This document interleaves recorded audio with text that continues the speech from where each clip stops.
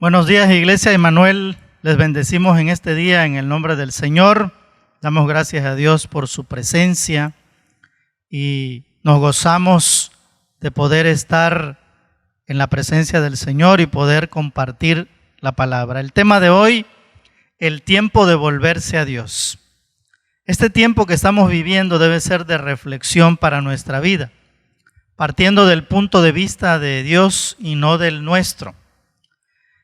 Este tiempo tan difícil también, de tanta confusión y desenfreno por las cosas que el mundo está viviendo, en el cual el mundo a lo bueno le llama malo y a lo malo le llama bueno. Y esto para la iglesia ha sido un problema porque así se ha visto mermada por la competencia que se ha generado en la forma de vivir en todo lo que como resultado de la insensibilidad de no poner en primer lugar a Dios, el reino de Dios y su justicia. Esto ha llevado a muchos creyentes a vivir en un engaño. ¿Y cuál es ese engaño? De pensar que el que más tiene, más vale, o tiene más seguridad en su futuro, o ese pensamiento equivocado que permea en los corazones, en la mente, que dice que si doy de lo poco que tengo, entonces voy a ser más pobre. Sin embargo, la Escritura nos dice todo lo contrario. Hechos capítulo 20, verso 35, nos dice: bienaventurado es dar que recibir. En otras palabras, es más bendecido el que da que el que recibe. Ahora, Dios nos dio un parámetro en el cual nosotros podemos medir y nos podemos dar cuenta de cómo hemos decidido vivir. O sea, cuál ha sido la decisión de nuestra vida, de cómo queremos vivir y qué es lo que queremos recibir. Y en Mateo 6:33 nos dice la Biblia de esta manera: busquen el reino de Dios por encima de todo lo demás y lleven una vida justa, y Él les dará todo lo que necesiten. Así que lo más importante que nosotros debemos hacer es lo que dice Mateo 6:33, precisamente: buscar por encima de todas las cosas el reino de Dios y su justicia, y Él nos garantiza que todo lo que necesitemos nos los va a dar. Ahora bien, cuando Dios nos llama a dar de lo poco que nosotros podamos tener, lo que Dios está buscando es bendecirnos de una manera abundante, tal como lo hizo con la viuda de Sarepta.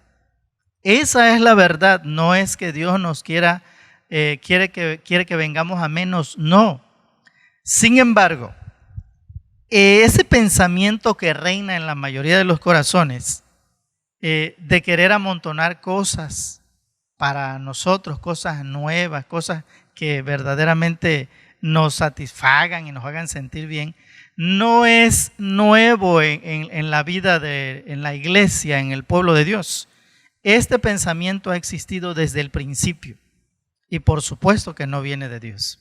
Ahora, hay que puntualizar algo bien interesante. Cuando el pueblo de Dios se ha dejado seducir por este pensamiento, ha venido a sufrir las consecuencias de ese descuido, de esa forma de pensar que lleva a los corazones a actuar de una manera equivocada.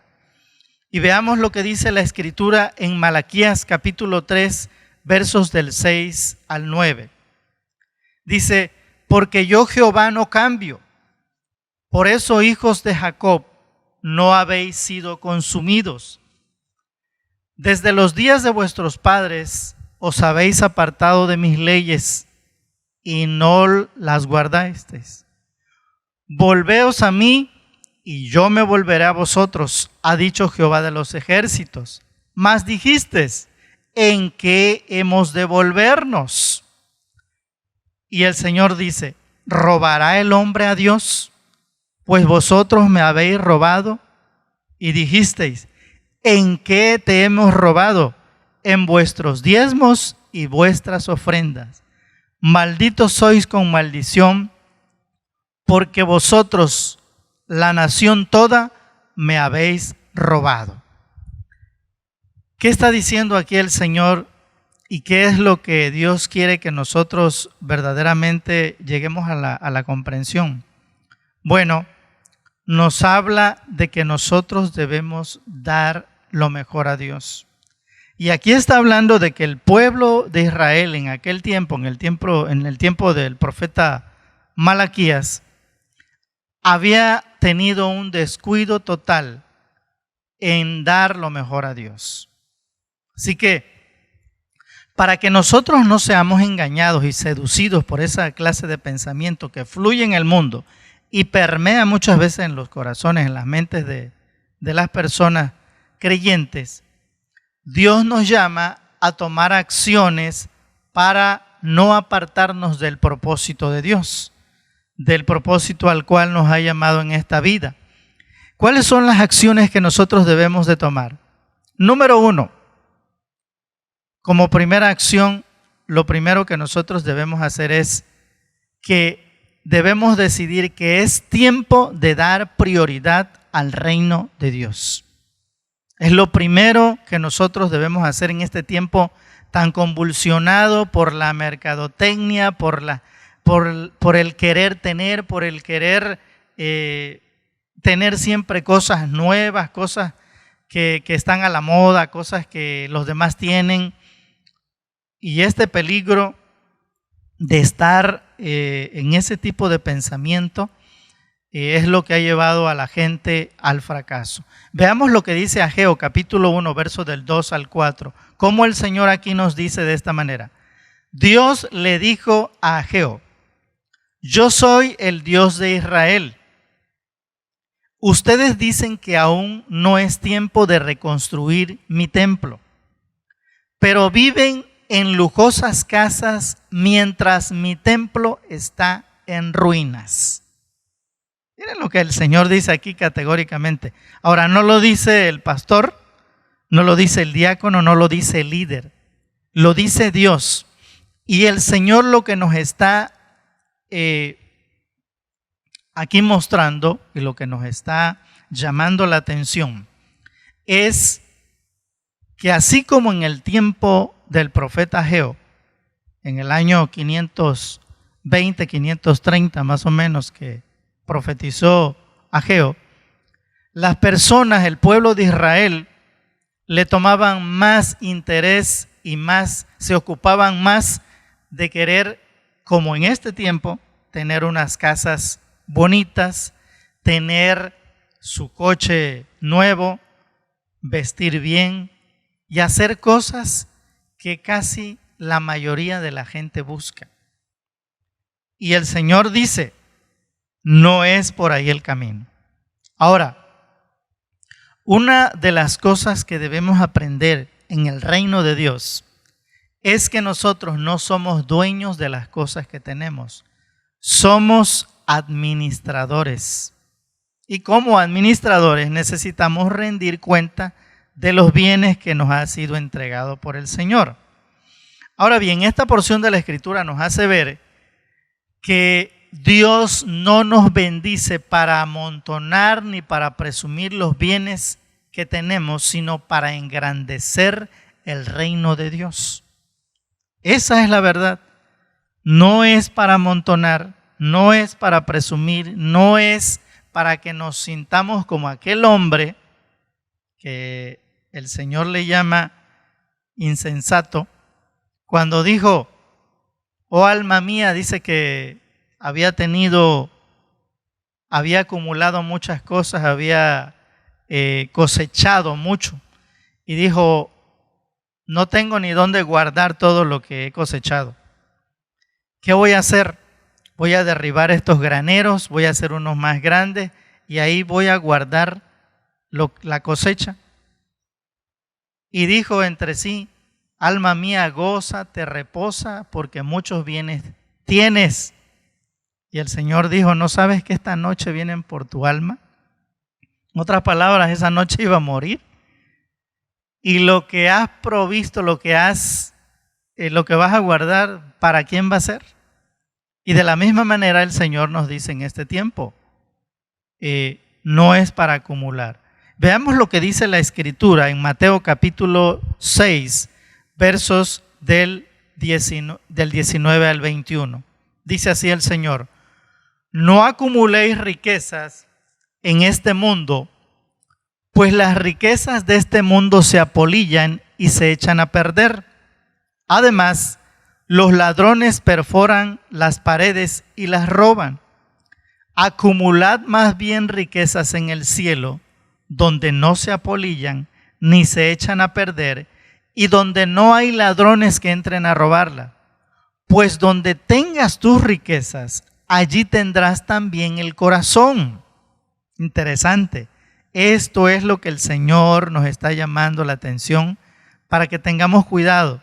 Lo que está diciendo la Escritura, en otras palabras, es donde están las cosas más importantes para ti, de eso se ocupará nuestro corazón.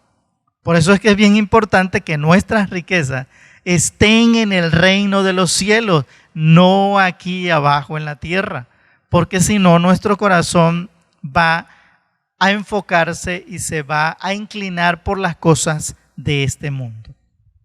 Ahora bien, necesitamos tomar la decisión de poner en primer lugar los asuntos del reino, aún por encima de nuestro propio bienestar, dedicando nuestra propia vida y la de nuestra familia al Señor, porque es solo de esta manera que Dios nos va a dar lo que Él tiene reservado para nosotros. De otra manera no va a suceder y no van a llegar las cosas que Dios quiere darnos por la simple y sencilla razón de que nosotros no queremos soltar aquello que aquí en este mundo es más importante para nosotros. Ahora, este tipo de cosas, en este mundo las personas están acostumbradas a tener muchas cosas para sentirse bien. Esa es la verdad.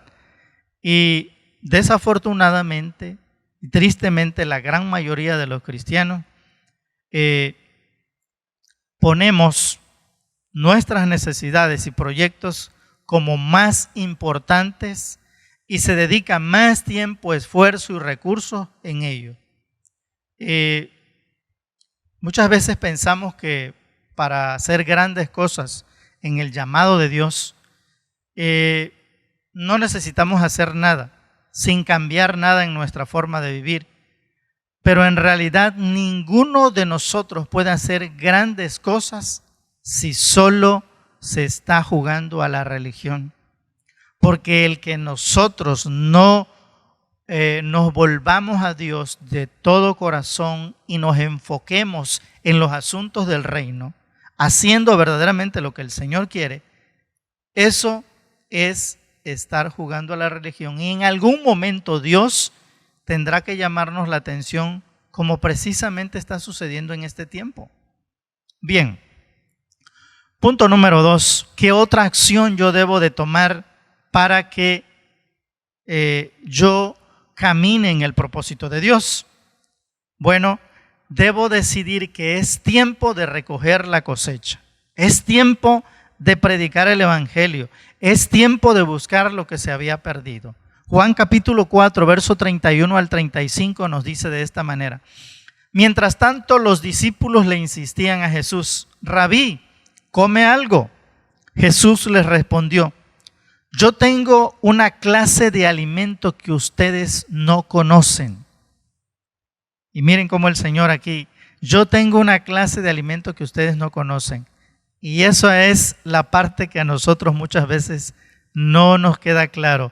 Lo que pasa es que muchas veces nosotros no conocemos, no nos ocupamos por conocer el corazón de Dios. Y eso nos lleva a estar fuera del propósito de Dios. Y sigue diciendo el Señor, sigue diciendo la Escritura. Los discípulos pensaron de esta manera: ¿le habrá traído alguien de comer mientras nosotros no estábamos? Se preguntaban los discípulos unos a otros. Entonces Jesús explicó: mi alimento consiste en hacer la voluntad de Dios, quien me envió, y en terminar su obra. ustedes conocen el dicho, hay 4 meses entre la siembra y la cosecha, pero yo les digo, despierten y miren a su alrededor, los campos ya están listos para la cosecha. Y esto tiene que ver con el llamado de cada uno de nosotros. La cosecha la debemos nosotros recoger porque los campos, las personas, los corazones ya están listos para llevarles la palabra. Y esto es lo que el Señor quiere que entendamos en este tiempo. Si nosotros no nos enfocamos en eso, tristemente estaremos caminando fuera del propósito de Dios. Ahora bien, la vida del Señor estaba solamente enfocada en hacer la voluntad del Padre y en cumplir con la misión que Él le había encargado. Y la realidad es que a nosotros en este tiempo, creo que no nos ha caído el 20, de que una vida desenfocada de las prioridades de Dios solo nos lleva a vivir de una manera mediocre, con todas las carencias habidas y por haber. Y esto es la consecuencia de que muchas veces no le creemos a Dios lo que nos ha prometido en su palabra. Normalmente la excusa es el temor que si dedico más tiempo y recursos al Señor, ¿cómo voy a suplir las necesidades de mi familia? ¿Cómo voy a suplir mis propias necesidades? Sin embargo, la misma palabra ya nos da la respuesta y la solución a este tipo de incógnita. Miren lo que dice el Señor. En Juan capítulo 4, verso 36, nos dice de esta manera: a los segadores se les paga un buen salario y los frutos que cosechan son personas que pasan a tener vida eterna. Qué alegría les espera tanto al que siembra como al que cosecha. Entonces, lo que está diciendo aquí el Señor es que todo lo que hagamos nosotros en el reino, toda obra que hagamos, Él tiene una recompensa y Él le va a pagar al siervo que lo haga. ¿Sí? Realmente la Biblia, Él mismo dice que el siervo, el trabajador, el obrero, es digno de su salario. Y si Él lo dice, Él es el primero en que va a recompensar a aquellos que deciden hacerlo. Punto número 3, ¿qué otra acción debemos tomar en este tiempo tan importante, tan crucial para la iglesia? Debemos decidir que es tiempo de invertir en el reino de Dios. Esta parte es una de las partes que menos le gusta a la iglesia. Miren lo que dice el Señor en Ageo capítulo 1, verso 8. Yo soy el Dios de Israel. Si quieren verme contento, si quieren ver mi grandeza, vayan a las montañas y traigan madera y reconstruyan mi templo. Miren nada más aquí el Señor. Está hablando de su obra, está hablando de su proyecto, está hablando de que nosotros debemos invertir en el proyecto de Dios. Ahora, tristemente, si hay algo que el pueblo de Dios normalmente hace, es que casi todo se canaliza solamente para las cosas que nosotros necesitamos en este tiempo, en esta vida. ¿Sí? Lo que invertimos en el reino, solamente por lo regular, lo hacemos en los proyectos que a nosotros nos agradan. Y lo que hacemos, así como en el tiempo de Ageo, así como en el tiempo de el profeta Malaquías, es que cuando nosotros tenemos un trabajo, tenemos una profesión, empezamos a ganar el dinerito, lo primero que queremos tener es un coche nuevo, una casa bonita, queremos vestir bien, queremos comer bien. Y todo esto muchas veces hasta lo planeamos, ¿sí? Sin embargo, vean que desde el tiempo de Moisés, Dios ya nos dejó una exhortación para que no caigamos en esta trampa, en este error. Deuteronomio capítulo 8, versos del 11 al 14, dice de esta manera, miren estas palabras tan importantes. Cuídate de no olvidarte de Jehová tu Dios, para cumplir sus mandamientos, sus decretos y sus estatutos que yo te ordeno hoy. No suceda que comas y te sacies y edifiques buenas casas en que habites. ¿Sí? No suceda que comas y te sacies y edifiques buenas casas en que habites, y tus vacas y tus ovejas se aumenten, y la plata y el oro se multipliquen, y todo lo que tuvieres se aumente, y se enorgullezca tu corazón, y te olvides de Jehová tu Dios, que te sacó de la tierra de Egipto, de casa de servidumbre. ¿Qué está diciendo aquí el Señor? Que precisamente lo que ahí dice hace 3.400 años, hoy lo estamos viviendo como algo que es tan normal. El Señor dice, mira, yo te saqué del pecado, te saqué de la esclavitud, te saqué de la miseria, pero no para que tu corazón se jacte de que como estás prosperando, de que como tienes bienes, ahora dices, bueno, pues los bienes son míos porque yo los gané, yo he trabajado, yo me he esforzado. Ahora no necesitamos decirlo.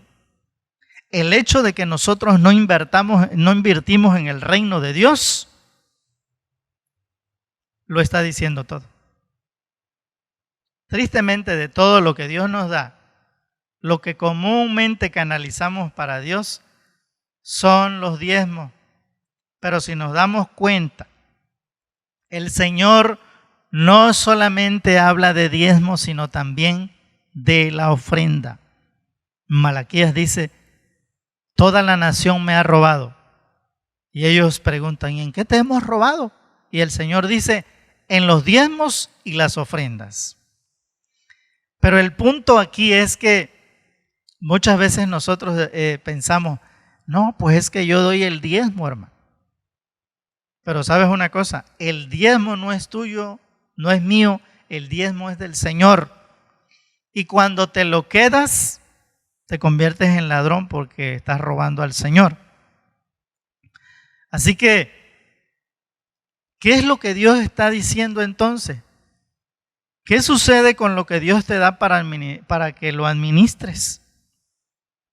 O sea, de esto depende la ofrenda. Y para Dios lo que marca la diferencia es precisamente la ofrenda. ¿Por qué? Porque esa es la parte que a ti y a mí me queda de cuando uno está diezmando.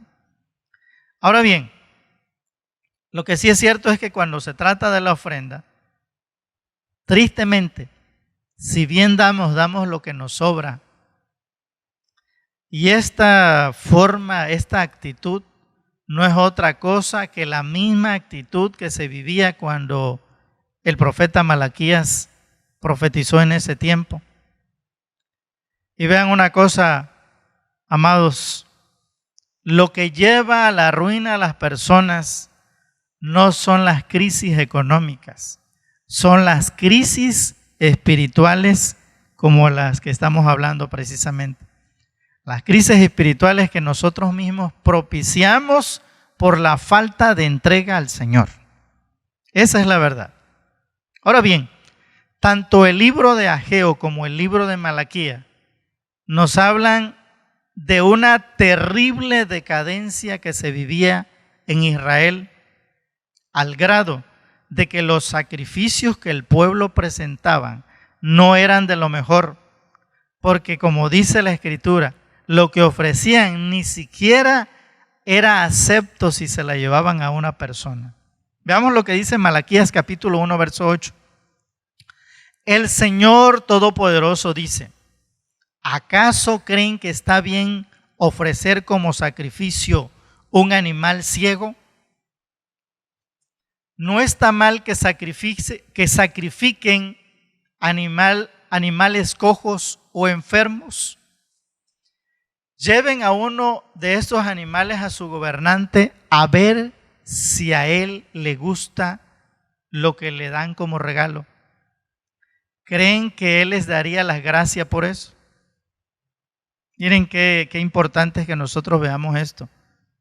Esa actitud del pueblo de Israel es la misma actitud que hoy estamos viviendo en el pueblo de Dios. El punto es este: si no cambiamos esa actitud, entonces Dios lo que va a hacer es que va a tener que afligirnos para que reaccionemos de nuestra mala manera de hacer las cosas. Eso fue lo mismo que pasó en el pueblo de Israel. Y miren lo que dice la Escritura en Malaquías capítulo 1, versos del 9 al 10. Y después de presentarme esa clase de ofrenda, ¿todavía esperan que yo los escuche y les tenga compasión? Pues yo soy el Dios Todopoderoso y quiero que les quede claro lo siguiente: prefiero que cierren las puertas de mi templo. Ya no me traigan esa clase de ofrenda porque estoy muy molesto con ustedes. No se las voy a aceptar. Y esto que el Señor está diciendo es algo que nosotros necesitamos tomar muy en cuenta. Por eso el llamado de Dios a que analicemos nuestra vida. Vean lo que dice el Señor precisamente en Ageo capítulo 1, verso 7. Yo, el Dios de Israel, les digo esto: quiero que piensen seriamente en lo que están haciendo. Categóricamente el Señor está diciendo: fíjense muy bien, seriamente en lo que están haciendo. ¿Por qué razón? Porque tristemente esta parte en la que se trata de invertir en el reino es la parte que al pueblo menos le gusta. Y no nos damos cuenta, en realidad, que Dios lo que no quiere es que vayamos a pobreza. Quiere que verdaderamente nosotros tengamos cosas abundantes. Pero si nosotros no somos generosos en aportar para la obra, en lugar de tener abundantemente, vendremos a pobreza. Esto no tiene nada que ver con que si tú ganas más o ganas menos. Tiene que ver con la disposición del corazón. Amén. ¿Qué otra acción nosotros debemos de tomar en este tiempo para que en verdad podamos conducirnos en el propósito de Dios? Número 4. Es tiempo de despojarnos de nuestra vida. Hay un verso en la Escritura en 2 Corintios capítulo 12, verso 15, que es un verso verdaderamente impactante. Y dice así: y yo con el mayor placer gastaré lo mío, y aún yo mismo me gastaré del todo por amor a vuestras almas, aunque amándolos más, sea amado menos.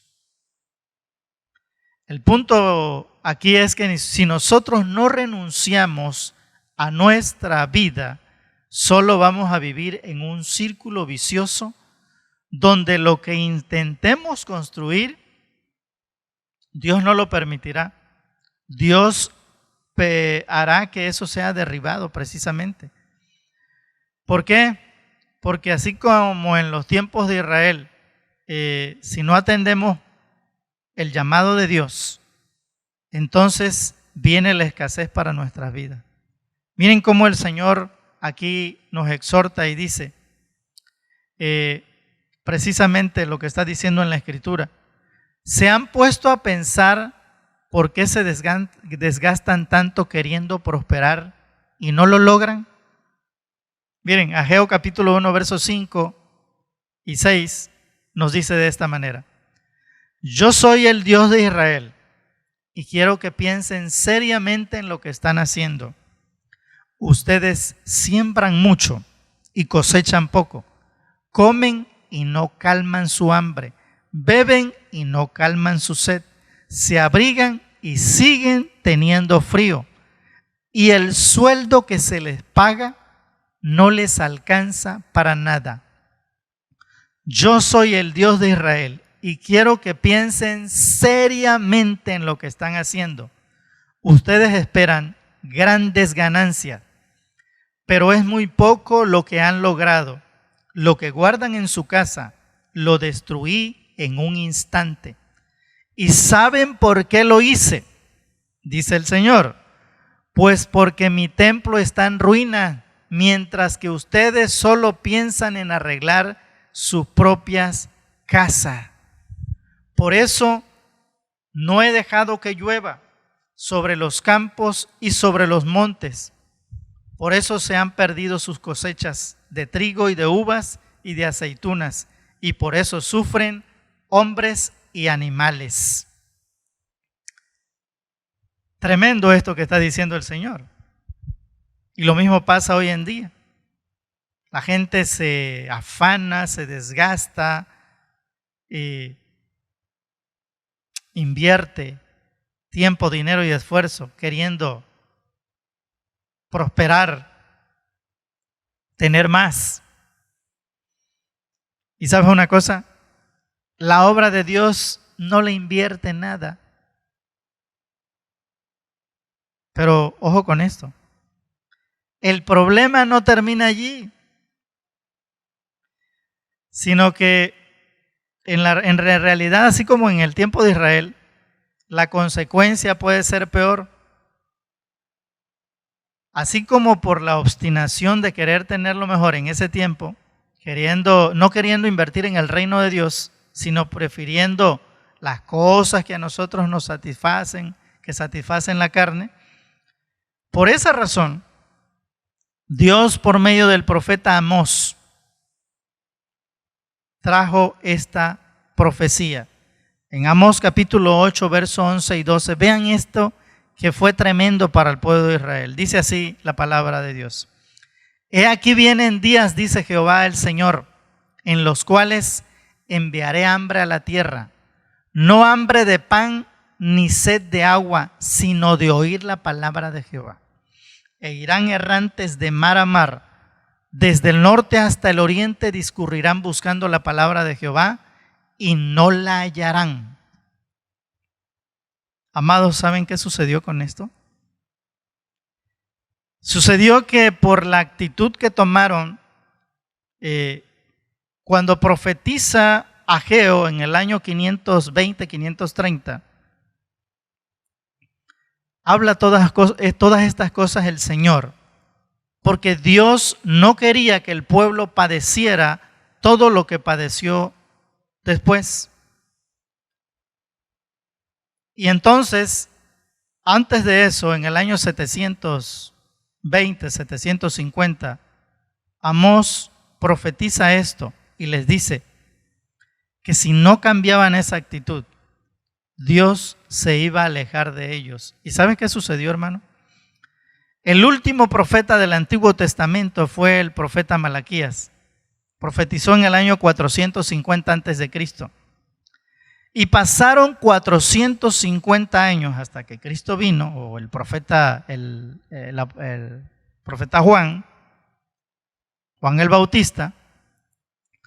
Y durante esos 450 años no hubo profeta, no hubo palabra de Dios que se le enviara al pueblo. ¿Y sabes por qué? Porque el pueblo se había obstinado en esa actitud de decir que no le importaba ocuparse de las cosas del reino, como sucede hoy en este tiempo. Ahora bien, ¿qué está esperando Dios? Bueno, está esperando que nosotros reaccionemos para darle prioridad a los asuntos del reino. Sin embargo, el tiempo que nos queda es tan corto que precisamente el tiempo que estamos viviendo nos vislumbra de que el Señor no tarda en venir. Sobre todo, el tiempo de la iglesia se termina, porque para nosotros se termina en el arrebatamiento. Así que este corto tiempo, este poquito tiempo que nos queda, si no lo dedicamos y no nos enfocamos en hacer lo que Dios nos está llamando a hacer, pues les quiero decir que lo que estamos viviendo ahora es el principio de lo que se puede estar viviendo después. Miren cómo el Señor dice aquí, ¿qué es lo que el Señor quiere que nosotros hagamos? Bueno, pues que pongamos manos a la obra, como lo hicieron en ese tiempo, esa poquita generación, en el tiempo de Ageo. Cuando ellos reaccionaron, en Ageo capítulo 2, versos 15 al 19, miren cómo el Señor dice aquí. Pónganse a pensar en lo que pasaba antes de que comenzaran a reconstruir mi templo. Antes de eso, ustedes esperaban cosechar 20 sacos de trigo y cosechaban solamente 10. Esperaban que sus viñas dieran 50 barriles de vino y daban solamente 20. Esto les sucedía porque yo enviaba plagas y granizo para destruir el fruto de su trabajo. A pesar de todo, ustedes no quisieron obedecerme. Yo, el Dios de Israel, les juro que así fue. Pero hoy, que es el 24 de Kislev, ustedes han puesto los cimientos de mi templo. Presten mucha atención, porque a partir de hoy será diferente. Ustedes todavía no tienen trigo en sus graneros, ni hay uvas en sus viñas, ni frutos en sus árboles. Pero a partir de hoy voy a bendecirlos. Tremendo. El punto aquí es que el Señor dice, si no ponemos manos a la obra, si no cambiamos la actitud de salir de eso, de esa forma de actuar hacia los asuntos del reino, entonces el Señor dice, no hay bendición. Al contrario, se viene a menos. Hay algo que nosotros necesitamos meditar bien ahora mismo. Es importante que nosotros, así como planeamos el remodelar la casa, el tener un coche, el hacer una fiesta o una comida, el comprar buena ropa, comprarte zapatos, el celular que te compras. Así como planeamos eso, deberíamos estar planeando continuamente cuánto vamos a invertir en el reino de Dios. ¿Sí? ¿Por qué razón? Porque la pregunta es, ¿qué no tú y yo cuando necesitamos hacer cualquiera de las cosas que hemos mencionado? ¿No te esfuerzas? ¿No te limitas en otras cosas para poder tener aquello que quieres? Pero ¿qué pasa con los asuntos del reino? ¿Qué pasa con la obra de Dios? ¿Qué pasa con todo lo que tiene que ver con la predicación del Evangelio?